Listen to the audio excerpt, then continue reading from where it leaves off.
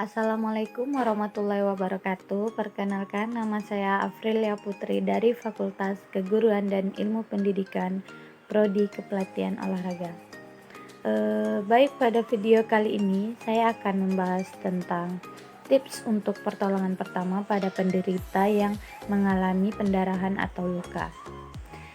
Sebelum mengetahui tips untuk pertolongan pertama pada penderita yang mengalami pendarahan, ada baiknya kita harus mengetahui pendarahan itu ada 3 sumbernya, yaitu ada pendarahan kapiler, pendarahan vena, dan pendarahan arteri.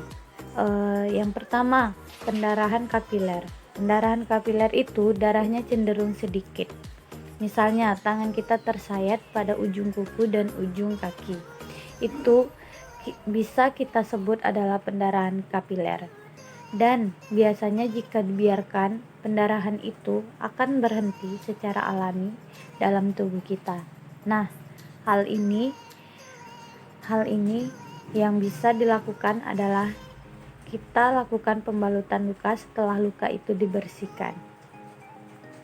Yang kedua adalah luka yang terjadi pada pembuluh darah vena, di mana luka pembuluh darah vena ini bisa terjadi, contohnya di area pergelangan tangan. Apabila terjadi pada area tersebut, maka kita harus melakukan balut tekan,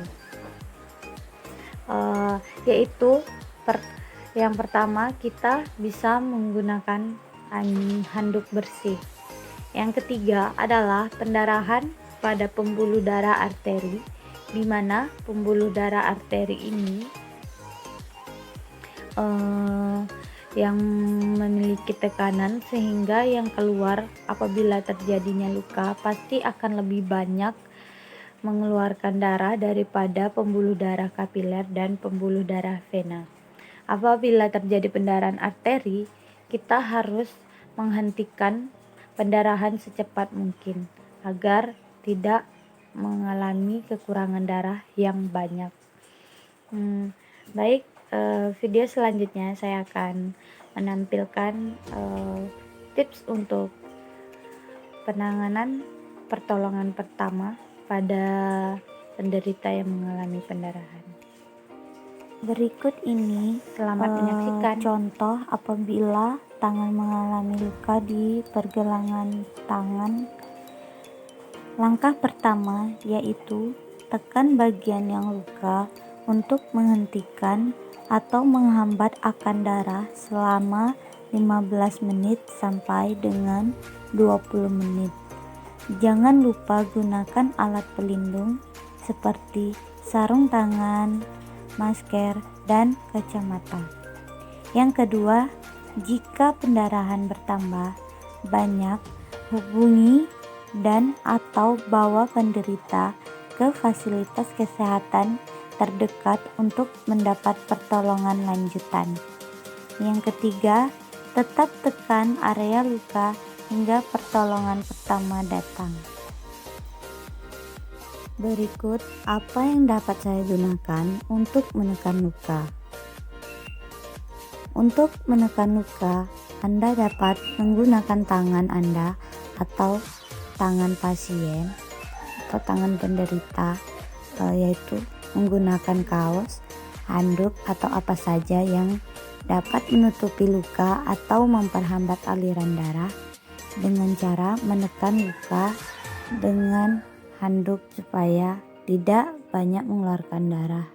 Apa yang harus saya lakukan bila pendarahan menembus penutup yang digunakan? Ada baiknya jangan angkat pembalut yang pertama kali pada luka, tetapi tambahi penutupnya dengan tetap ditekan dengan kuat.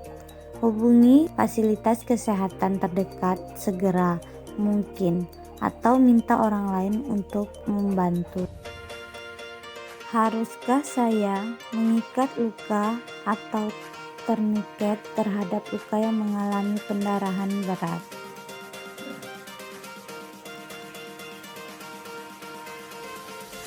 Pengikat luka tourniquet tidak disarankan. Penggunaan yang tidak tepat bisa membahayakan dan dapat mengalami kesulitan dalam menggunakan tourniquet yang efektif. Lebih baik jika melakukan pengikat luka tourniquet yaitu pada pihak kesehatan yang lebih mengetahui cara melakukan pengikat luka. Apa yang terjadi ketika penderita pucat, kedinginan, dan merasa pusing? Apabila orang mengalami pucat dan lain-lain, ini penderita mengalami shock. Segera hubungi fasilitas kesehatan terdekat. Apakah tidak mengkhawatirkan saya menyentuh langsung darah penderita? Di sini tidak disarankan kita menyentuh langsung dari tangan ke luka tersebut. Di sini kita dapat menggunakan sarung tangan medis, kantung plastik, atau gunakan tangan penderita untuk menekan luka. Apakah saya harus membersihkan lukanya?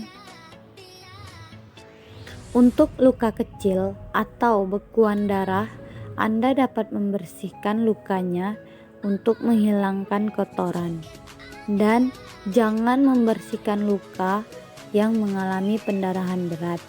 Jika Anda bersihkan luka yang mengalami pendarahan berat, justru akan menghilangkan pembekuan darah dan membuat pendarahan akan semakin bertambah banyak. Apa yang harus saya lakukan jika ada benda yang melekat atau menancap pada luka? Yang pertama, jangan dicabut. Itu dapat membantu menutupi lubang dan menghentikan aliran darah. Sebaiknya tekan saja di sekitar benda tersebut. Bila benda yang menancap atau melekat dicabut, maka dapat memperbedat pendarahan. Baik, cukup sekian video yang dapat saya tampilkan. Lebih dan kurangnya saya mohon maaf. Wassalamualaikum warahmatullahi wabarakatuh. Salam olahraga jaya.